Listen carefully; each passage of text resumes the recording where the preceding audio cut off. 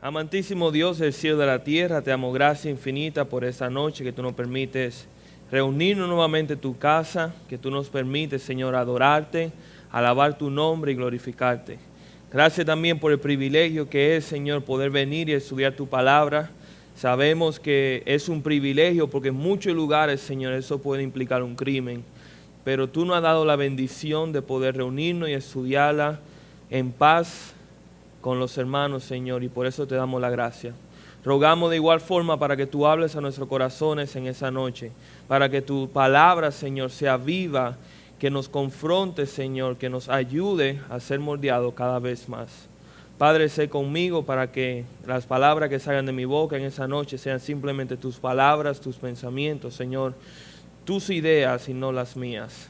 Gracias, Señor, y te pedimos tu bendición. En el santo nombre de tu Jesús. Amén. Pueden sentarse, hermanos. Nosotros cuando estudiamos las Escrituras, y no tenemos que estudiar mucho las Escrituras para darnos cuenta de esto, nosotros vemos que hay diferentes llamados para el creyente.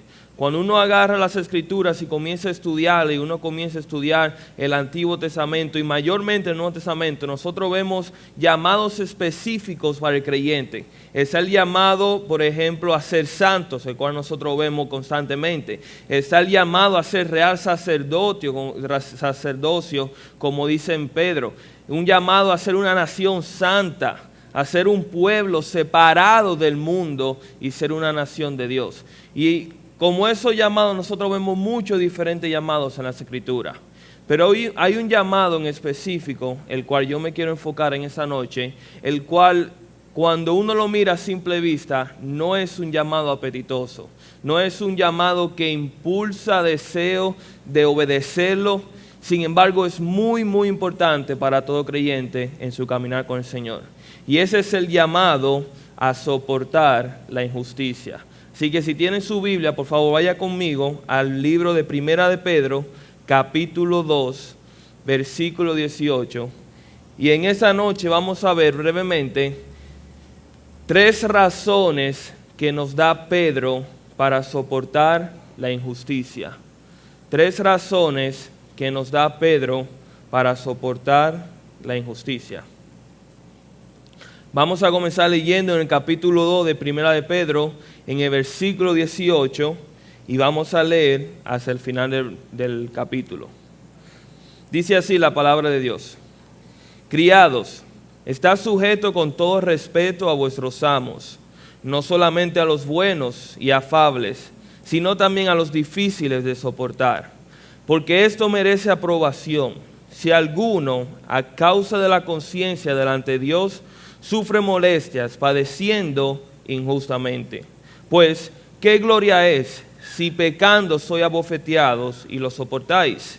Mas, si haciendo lo bueno sufrís y lo soportáis, esto ciertamente es aprobado delante de Dios. Pues para esto fuisteis llamados, porque también Cristo padeció por nosotros, dejándonos ejemplo para que sigáis sus pisadas, el cual no hizo pecado, ni se halló engaño en su boca, quien cuando le maldecían no respondió con maldición, cuando padecía no amenazaba, sino que encomendaba la causa al que juzga justamente, quien llevó él mismo nuestro pecado en su cuerpo sobre el madero, para que nosotros, estando muertos a los pecados, vivamos a la justicia, y por cuya herida fuisteis sanados. Porque vosotros erais como ovejas descarriadas, pero ahora habéis vuelto al pastor y obispo de vuestras almas.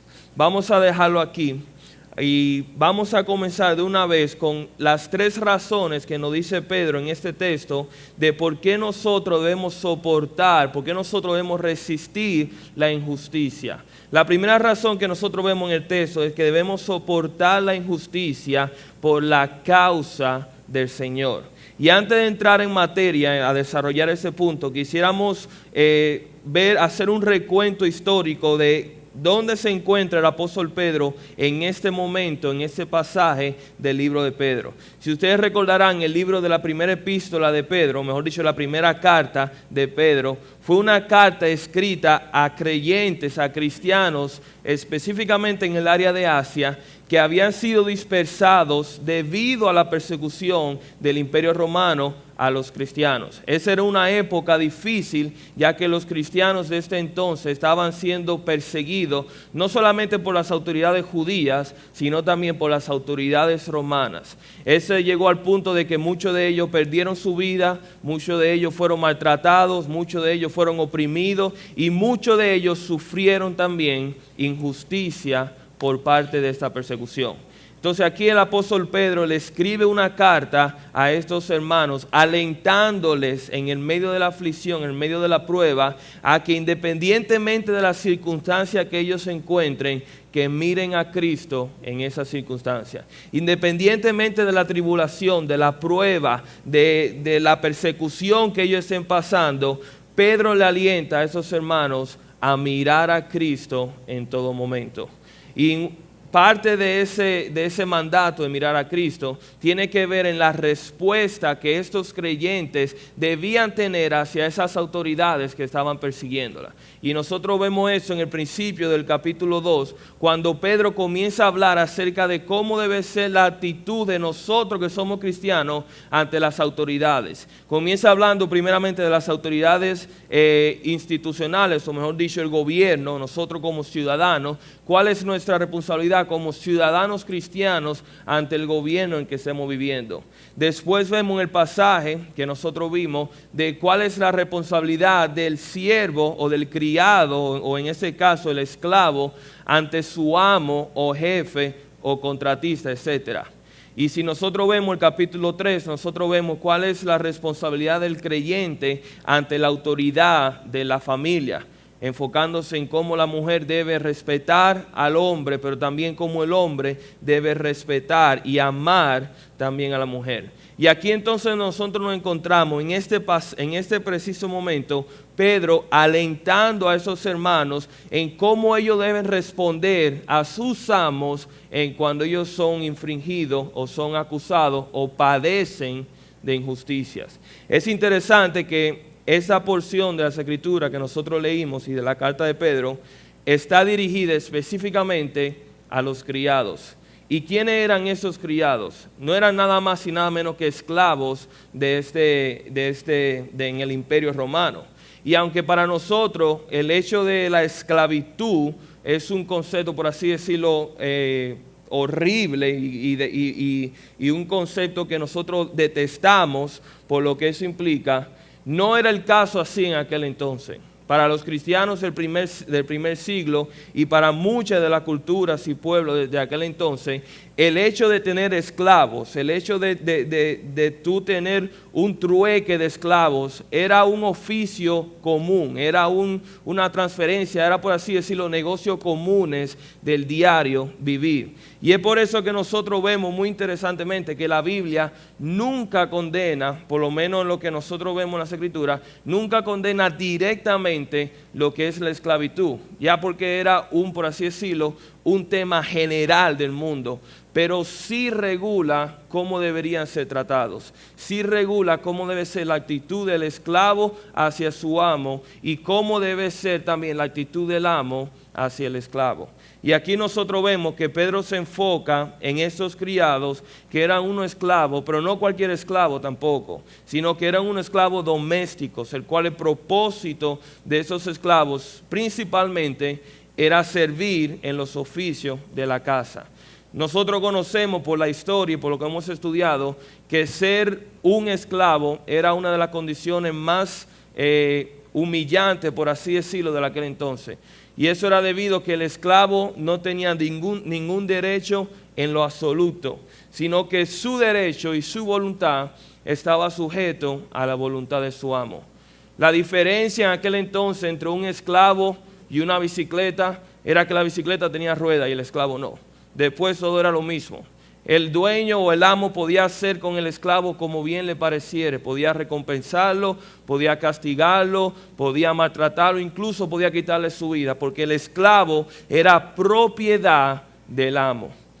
Y posiblemente en ese entonces, si estudiamos los versículos anteriores, muchos de estos esclavos que habían creído en Cristo pudieron haber pensado que el hecho que hayan creído en Cristo le da a ellos el derecho de ser libre ahora y de liberarse en contra de sus amos. Y aquí es que Pedro viene y le dice, no, espérense. Ahora ustedes son creyentes y ustedes han confiado en Cristo y eso no debe ser razones para ustedes sublevarse en contra de sus amos. Al contrario, debería ser una razón para servirle de una forma mejor. Era tanto así que en el primer siglo de la era cristiana, mejor dicho, en ese periodo de tiempo, la cantidad de esclavos que nosotros veíamos en Italia se estima que había un esclavo por cada 3 personas. Y en el resto del mundo había un esclavo por cada 5 personas. O sea que el hecho de que Pedro dirige esa porción de las Escrituras específicamente a criados, no es algo, por así decirlo, especial, sino que él estaba dirigiéndose a un gran número de esclavos, a un gran número de hermanos que se podían identificar con esas palabras que decía Pedro. Ahora, ¿qué es lo que le dice Pedro? ¿Cuál es el primer mandato que le dice Pedro a estos hermanos? Le dice aquí en el versículo 18, criados, estad sujetos con todo respeto a vuestros amos, no solamente a los buenos y afables, sino también a los difíciles de soportar. El mandato de aquí de Pedro, o mejor dicho, la exhortación de Pedro a esos cristianos, a estos criados, es que ellos deben someterse a sus amos. No liberarse, no sublevarse, sino someterse a sus amos. Esa palabra someterse es un término en el griego, es un término militar, lo cual implica que esa persona debía ponerse bajo el rango o bajo la autoridad de aquel persona que tenía un rango mayor. Es como así decirlo, el cabo debía someterse a la voluntad del coronel o del general. Y aquí el apóstol Pedro está diciendo a esos criados que deben someterse, pero no someterse simplemente a aquellos que hacen lo correcto, o no someterse a aquellos que son criados, o mejor dicho, que son amos dignos de ser amos, no, sino que él está diciendo, sométanse, número 1, a todos sus criados, independientemente de su comportamiento. Él dice, no importa si aquellos que son fáciles, que son agradables, o aquellos que son difíciles de soportar, el mandato es incondicional de que nosotros debemos someternos a ello.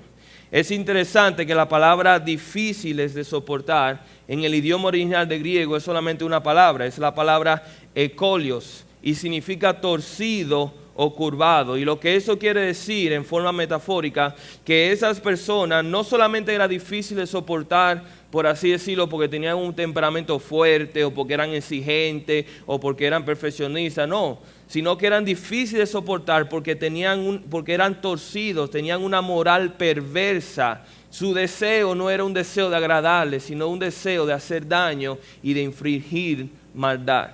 Sin embargo, aquí nosotros vemos cómo el apóstol Pedro le dice a esos criados que ellos deben someterse incluso a esos criados de una forma intencional. Ahora surge la pregunta, ¿por qué? ¿Cuál es la necesidad? ¿Dónde está el principio para yo someterme ante un amo, el cual lo único que hace es injusticia hacia mí? Bueno, Pedro ya había explicado este principio en unos versículos anteriores, y si vayan conmigo en el versículo 13, aquí nos da una de las razones. Aquí dice en el versículo 13, capítulo 2, por causa del Señor, someteos. Y aquí vemos otra vez la palabra someterse, la misma palabra que vemos en el versículo 18. Dice, por causa del Señor, someteos a toda institución humana, ya sea al rey como a superior.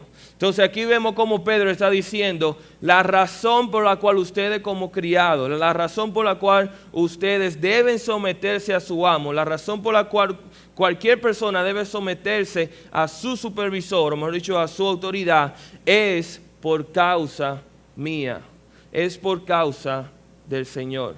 ¿Y por qué por causa del Señor? Bueno, acuérdense que esos criados habían confiado en Cristo Jesús como Señor y Salvador.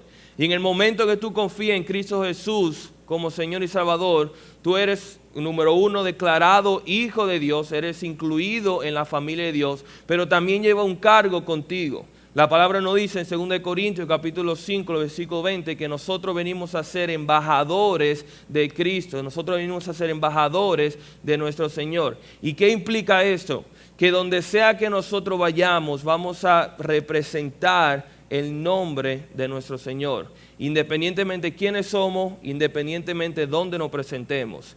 Y ese era el mismo caso con estos esclavos. Estos esclavos, a raíz de que se habían convertido, y muy probablemente su testimonio era evidente para sus amos, todo lo que ellos hicieran de ahora en adelante iba a perjudicar o iba, mejor dicho, exaltar el nombre de Cristo. Todo lo que ellos harían, ya sea bueno o sea malo, todas sus acciones podían exaltar el nombre de Cristo ante los ojos de los amos o podían simplemente manchar el nombre de Cristo ante ellos. Y es por eso que Pedro le urge a esos criados diciéndole, por causa del Señor, por causa de nuestro Señor Jesucristo, sométanse a toda institución, sométanse a toda autoridad.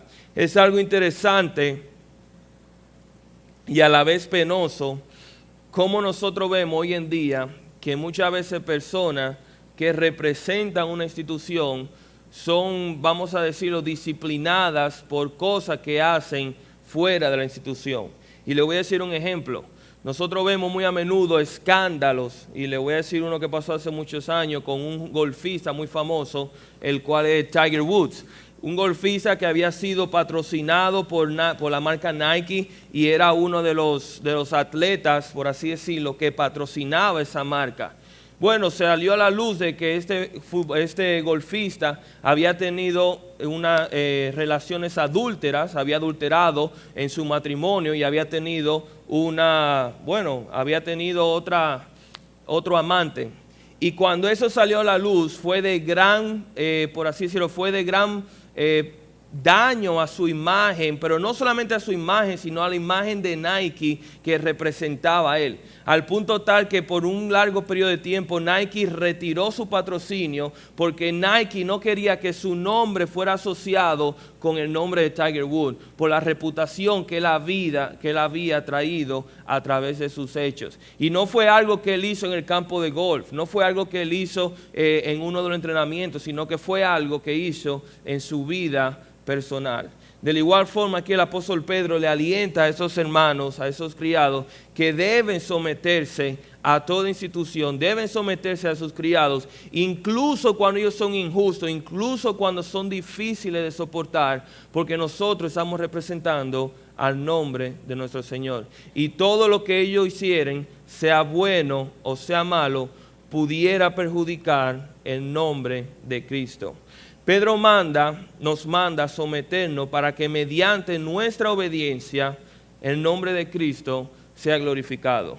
Y vamos a hablar un poco de eso más adelante, pero yo pienso que el mejor ejemplo que vemos en las Escrituras es el mismo ejemplo de Jesucristo, el cual se sometió a las autoridades de su tiempo, dígase las autoridades judías, pero también las autoridades romanas, se sometió de una forma, se sometió incluso a pesar de la injusticia que él recibió, y vamos a hablar un poquito más adelante, pero todo eso lo hizo con el propósito de glorificar al Padre mediante la redención de los hombres. O sea, en la mente de Cristo no estaba la injusticia que estaba recibiendo, más bien glorificar a su Padre a través de la injusticia que estaba haciendo. Y es el mismo llamado que le hace Pedro a esos criados cuando le dicen sométanse a sus amos, no solamente a los buenos y a los fáciles de sobrellevar, también a los difíciles. Esa es la primera razón para soportar la injusticia. Pero Pedro no se queda aquí, sino que sigue desarrollando y nos da una segunda razón por la cual nosotros debemos soportar la injusticia. Y eso se encuentra en los versículos 19 y 20. Dice, porque esto merece aprobación si alguno a causa de la conciencia delante de Dios sufre molestias padeciendo injustamente. Pues, ¿qué gloria es? Si pecando sois abofeteados y lo soportáis. Mas si haciendo lo bueno sufrís y lo soportáis, esto ciertamente es aprobado delante de Dios. ¿Cuál es la segunda razón que nos da el apóstol Pedro? Sencilla. Nosotros debemos soportar la injusticia porque esto es aprobado delante de Dios. Me gusta como la versión de la Reina Valera contemporánea cita el versículo 19 cuando dice, lo dice aquí en esta versión, dice, el soportar sufrimiento injusto es digno de elogio si quien lo soporta lo hace por motivo de conciencia delante de Dios. ¿Y qué está diciendo aquí el apóstol Pedro? ¿Qué quiere decir el apóstol Pedro con esa palabra? Él está diciendo que es justo, que es digno de elogio, que es aprobado delante de Dios aquel persona que se somete a la injusticia, que resiste a la injusticia, pero la razón por la cual resiste a la injusticia es porque esa persona tiene un conocimiento definido de quién es Cristo, tiene un conocimiento definido de quién es Dios. Número uno, tiene un conocimiento de que Dios es justo. Y todo lo que le pase va a trabajar bajo la sombrilla de la justicia de Dios. Y Dios es un Dios soberano que nada se va a escapar de su alcance. Y Él tiene control sobre todas circunstancias. Pero sobre todo que Dios es un Dios bueno. Y aunque algo no aparenta bueno ante mi propio criterio, mi propio ojo, dice la palabra del Señor y lo sabemos que Dios lo está obrando para nuestro propio bien. Pero más que todo tenemos el conocimiento de que Dios es verdaderamente Dios. Y eso es lo que Pedro le está diciendo a esos criados, es lo que él está diciendo a estos hermanos, que podemos sufrir esa injusticia porque nosotros sabemos quién es que está en control. Y ese es Cristo, Dios. Él está diciendo a sus criados, ustedes pueden soportar esa injusticia por la conciencia, por el conocimiento que ustedes tienen acerca de Dios. Pero después viene y nos da por decirlo así, un argumento lógico. ¿Y cuál es este argumento que Pedro nos dice en el versículo 20? Él nos dice un argumento bien sencillo. Pedro nos dice, pónganse a pensar, si ustedes hacen lo malo, si ustedes cometen un error y reciben un castigo por ese error, ustedes lo reciben tranquilo. ¿Por qué? Porque ustedes saben que lo merecieron. Si haces algo malo, tienes que acatarte a las consecuencias que eso va a traer. Ahora, si haces lo bueno y aún así recibes castigo y lo soportas, dice aquí el apóstol Pedro, esto es digno y es aprobado delante de Dios. Es fácil recibir castigo, es fácil recibir, vamos a decirlo así, consecuencias o tribulaciones cuando nosotros sabemos que fuimos nosotros que erramos. Pero cuando nosotros sabemos que no hemos hecho nada malo, cuando sabemos que no hemos provocado nada y que no merecemos este castigo, soportarlo se hace mucho más difícil. Yo me acuerdo cuando yo era muchacho, obviamente viviendo en la casa de mis padres, que cuando yo cometía algo malo o yo cometía algún problema, a mí obviamente yo sabía que venía mi pela y yo sabía que venía mi castigo. Y muchas veces yo peleaba con mi padre, específicamente por mi madre, porque yo siempre consideraba que el castigo de ella era muy severo. Y yo comenzaba a recatear y a negociar con ella, a ver cuál pudiera ser mi castigo. Bueno, tú me dejaste 4 semanas, déjame 3, que yo pienso que 3 es suficiente. Y ahí estaba yo, por así decirlo, diciéndole mi opinión de cuál debería ser el castigo apropiado que yo debería recibir por mi falta.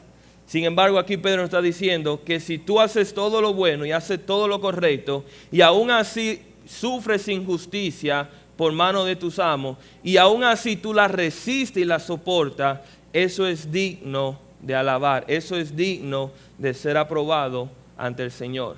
Y aquí surge otra pregunta, ¿por qué? ¿Por qué si yo hago lo correcto? ¿Por qué si yo como siervo, como criado y obedezco a mi amo y se supone que estoy haciendo lo correcto, por qué entonces recibo este castigo o este maltrato de una forma injusta? Y esto va muy de la mano con lo que son los derechos humanos. Hoy en día nosotros vemos muchos movimientos seculares que velan por los derechos humanos. Algunos derechos son buenos a simple vista, como el derecho de la vida, el derecho a un juicio justo, derecho a la libertad a la libertad de ser torturados o de la esclavitud.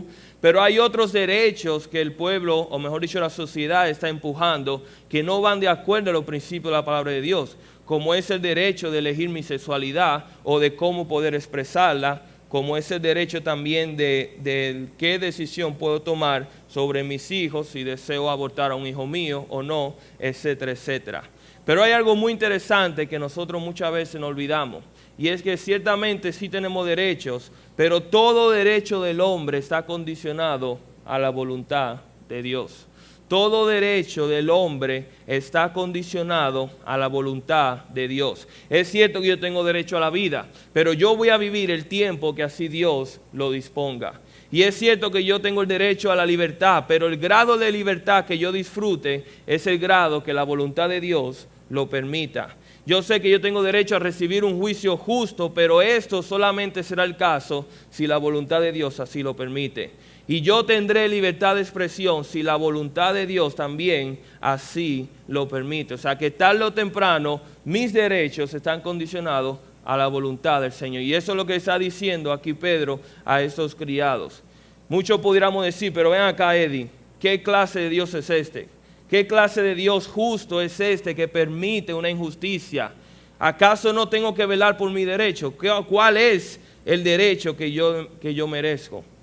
Y hay una cosa que tenemos que tener pendiente, que si nosotros fuéramos a recibir lo que verdaderamente merecemos, todos nosotros estaríamos en el infierno ahora mismo. Sin embargo, la historia es diferente gracias a Cristo, el cual ha mostrado su amor a través de su gracia y su misericordia en Cristo Jesús. Y es por eso que nosotros no recibimos lo que merecemos. Por ende, todo lo que sí recibimos, que es bueno, es un regalo de Dios, no un compromiso de Dios con el hombre. Y eso es lo que Pedro quiere hacer entender a esos criados. Pedro quiere hacer entender de que su juicio, de que su destino está sujeto a Dios. Y ellos tienen que entender de quién es Dios y tienen que aprender a confiar en Dios, de que independientemente de lo que pasen, Dios tiene control de la situación. Pedro nos enseña lo que Dios espera de nosotros. ¿Y qué es esto? Número uno, que nosotros nos sometamos ante nuestras autoridades en obediencia, pero que descansemos en la autoridad de Dios, la cual está sobre toda autoridad terrenal. Y es cierto que nuestro destino no está en las manos de las autoridades o de los amos o de cualquier persona que esté sobre mí. Al fin de cuentas, mi destino descansa en las manos del Señor. Y eso es lo que Pedro también le dice a su criado o quiere hacer entender con respecto a esto.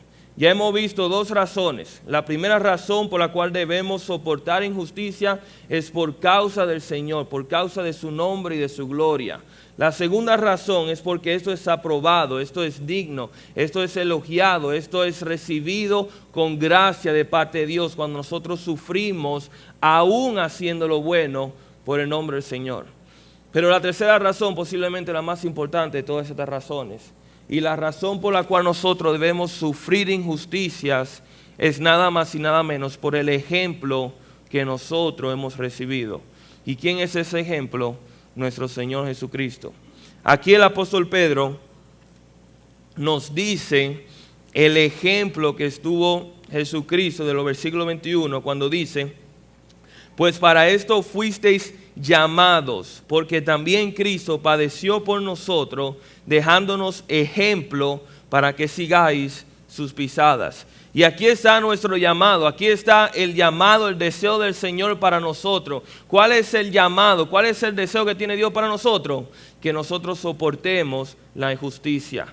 Pero no que soportemos la injusticia por simple amor al arte, no, sino que la soportemos por imitando a aquel que soportó injusticia por nosotros en primer lugar.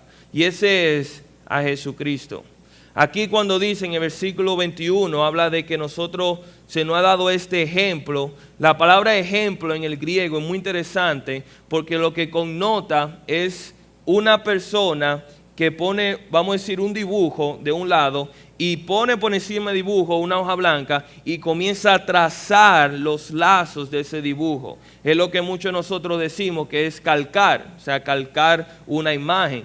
Y lo que está diciendo aquí el apóstol Pedro es que nosotros debemos calcar el ejemplo de Cristo. Nosotros debemos imitar la imagen de Cristo en nuestra vida. Eso es el único dibujo, la vida de Cristo, es la única imagen perfecta a la cual nosotros debemos calcar. Sin embargo, dice aquí que es siendo completamente perfecto, como dice en el versículo 22, el cual no hizo pecado ni se halló engaño en su boca. ¿Y en qué consiste la injusticia de Cristo? Ok, debemos seguir el ejemplo de Cristo, que Él sufrió injusticia. Pero ¿en qué punto? O sea, ¿qué quiere decir que Cristo sufrió injusticia? Número uno, podemos decir que Cristo sufrió la máxima expresión de justicia que una persona pudo haber sufrido en toda la tierra, en toda la historia, en todos los años de la humanidad. Jesucristo fue aquel que sufrió la máxima expresión de injusticia. ¿Por qué? Porque fue el único hombre que no fue digno de injusticia. Fue el único hombre que caminó completamente perfecto, sin pecar y sin equivocarse sobre la faz de la tierra. Fue el único hombre completamente justo. Sin embargo, fue condenado injustamente como el peor de los humanos, como el peor de los pecadores que ha caminado en la faz de la tierra. La máxima expresión de justicia, ¿quién es? Jesucristo. Pero también nosotros vemos que Él es la máxima expresión de sometimiento.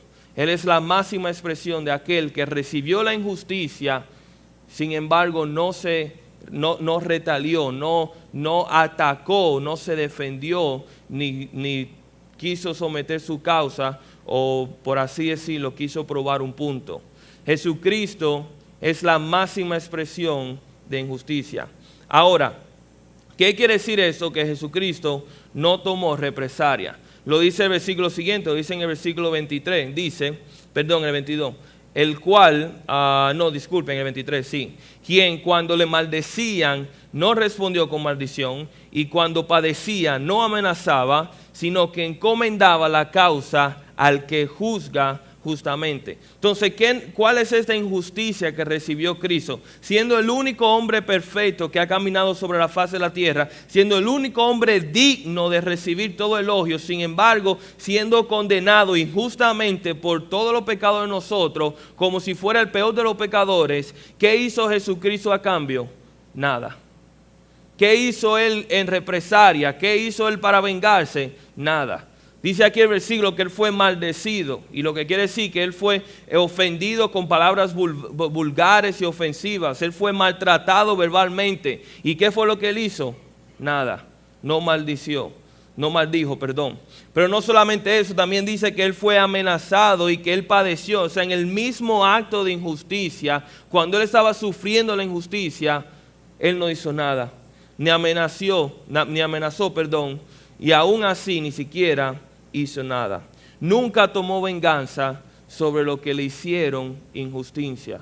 Nunca tomó venganza, nunca tomó la justicia en sus propias manos. Ahora, muchos de nosotros podríamos decir como que eso fue una señal de debilidad. El hecho de que Jesucristo se dejara dominar y que Jesucristo dejara que sufriera tal injusticia. Pero si la Biblia no enseña algo, nos dice que Jesucristo no era débil y que no fue un problema de debilidad. De hecho, las Escrituras nos dicen que si Cristo hubiera querido, Él se hubiera podido defender.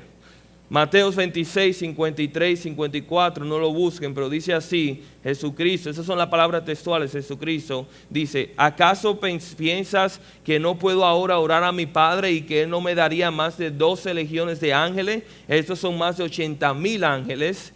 Pero ¿cómo entonces se cumpliría la escritura de que es necesario que así se haga? Esto es cuando Jesús estaba en el jardín de Getsemaní, que vino Pedro y le atacó al soldado y le cortó la oreja, y Jesús le dice, Pedro, ¿tú no crees que si yo quiero que me defiendan, yo puedo llamar a legiones de ángeles para que me defiendan? Y en otro pasaje dice Jesús, hablando de Pilato, respondió Jesús, ninguna autoridad tendrías contra mí si no te fuese dada de arriba. Por tanto, el que a ti me ha entregado, mayor pecado tiene. O sea, él está diciendo, la autoridad que tú tienes, Pilato, sobre mí, en verdad esa autoridad ha sido dada porque mi Padre te la dio. Y si mi Padre quiere, te la puede quitar. Tú no tienes autoridad de mí. Sin embargo, Jesucristo no usó su derecho, Jesucristo no ejerció su justicia, sino que Él recibió esa injusticia y no tomó ninguna represalia. Cristo, sin embargo, lo que hizo fue encomendar su causa al Padre. Él no tomó represalia, Él no tomó justicia en su mano, sino que Él encomendó su causa al Padre. Como dice aquí el versículo, en el versículo 23, cuando le maldecía no respondió con maldición, cuando padecía no amenazaba, sino que encomendaba la causa al que juzga justamente. La palabra encomendar quiere decir poner bajo el cuidado de otra persona. Y lo que aquí está diciendo el apóstol Pedro es que Jesucristo, durante su vida aquí en la tierra, Él puso su destino, Él puso su vida, Él puso su voluntad a la merced, a la voluntad de su Padre.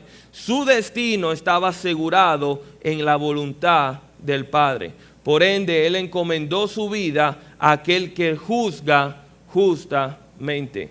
Y es muy interesante esas dos palabras que usa Pedro, aquel que juzga justamente, porque eso nos dice dos cosas. Número uno, al fin y al cabo, aquel que puede juzgar, aquel que tiene derecho para juzgar a todo ser viviente aquí en la tierra, no es la autoridad terrenal, no es la autoridad que ha sido puesta sobre nosotros, sino que es Dios Padre aquel que juzga. Y no solamente es aquel que juzga, sino también que lo hace justamente, dándole a cada hombre conforme a sus obras, conforme a lo que merece, sin hacer acepción de persona, sin favoritismo y sin decir que lo bueno es malo ni lo malo es bueno. Él es el único juez que es completamente justo.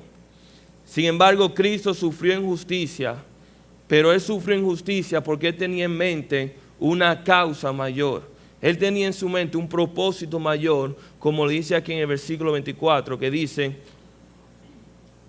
quien llevó Él mismo nuestro pecado en su cuerpo sobre el madero, para que nosotros, estando muertos a los pecados, vivamos la justicia, y por cuya herida fuisteis sanados. ¿Qué nos está diciendo aquí Pedro? Pedro nos está diciendo que si nosotros debemos seguir el ejemplo de Cristo, nosotros debemos calcar la imagen de Cristo, el cual sufrió injustamente, el cual fue el único sobre la faz de la tierra que nunca mereció injusticia, sin embargo fue infringido, o mejor dicho, fue condenado injustamente como el peor de los pecados, y todo eso lo hizo encomendando su destino y su vida al Padre, pero lo hizo teniendo en mente que era necesario para lograr una causa mayor, que era necesario, ¿para qué? Para poder redimir a la humanidad del pecado, para poder salvar al hombre, rescatarlo de la condenación del pecado, rescatarlo de la esclavitud del pecado, comprarlo del mercado de la esclavitud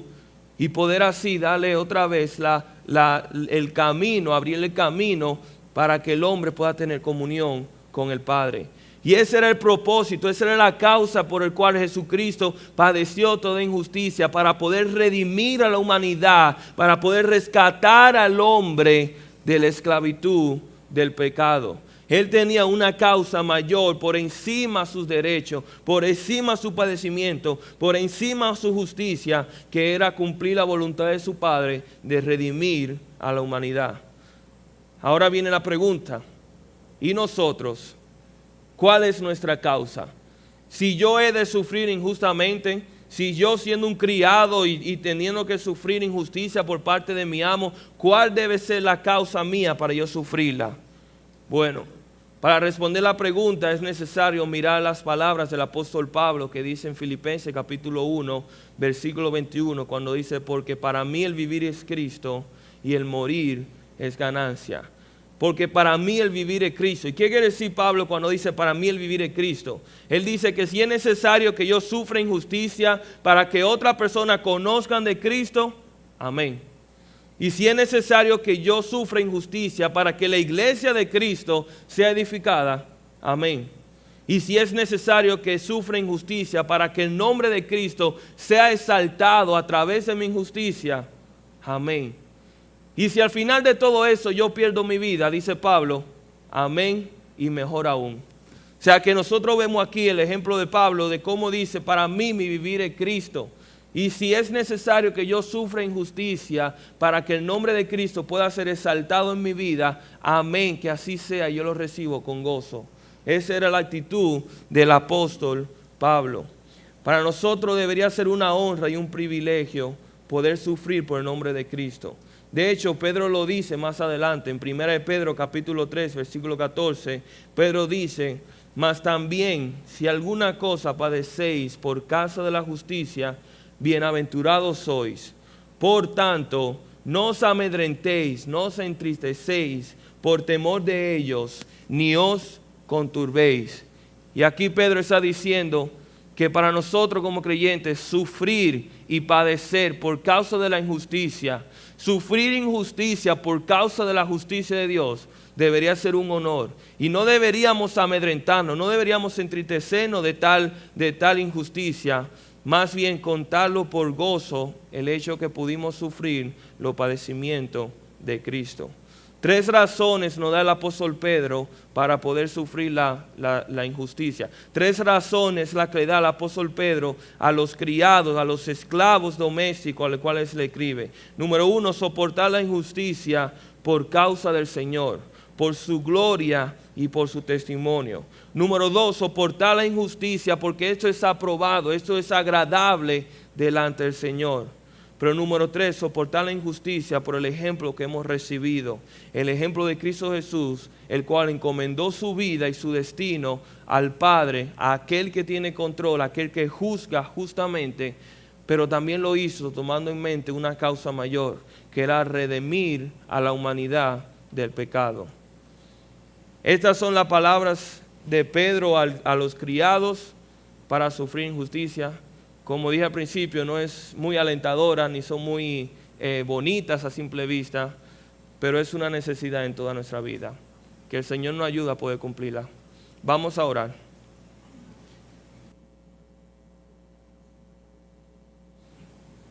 Padre amado que estás en el cielo, te damos gracia infinita por tu misericordia, por tu amor, por tu soberanía, Señor, por tu justicia.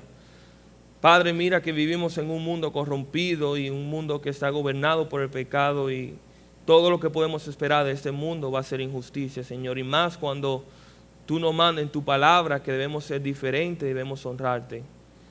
Señor, te rogamos simplemente para que tú nos des la fortaleza, para que tú nos permitas, Señor, nos des el conocimiento de poder soportar la injusticia, de no agredir, de no rebelarnos en contra de la autoridad, Señor, sino más bien honrar tu nombre y glorificar tu nombre mediante nuestra obediencia. Proclamar tu nombre, Señor, en toda circunstancia y tener pendiente cuál es el propósito por el cual tú nos has llamado. Padre, ayúdanos y danos gracia porque somos débiles y sin tu poder, Señor, no podemos hacerlo. Gracias por los hermanos, Señor, gracias por tu palabra y gracias por el ejemplo que vemos, Señor, en el apóstol Pedro y en esas palabras. Gracias, Señor, por todo. En el santo nombre de tu Jesús. Amén. Que el Señor le bendiga, hermanos.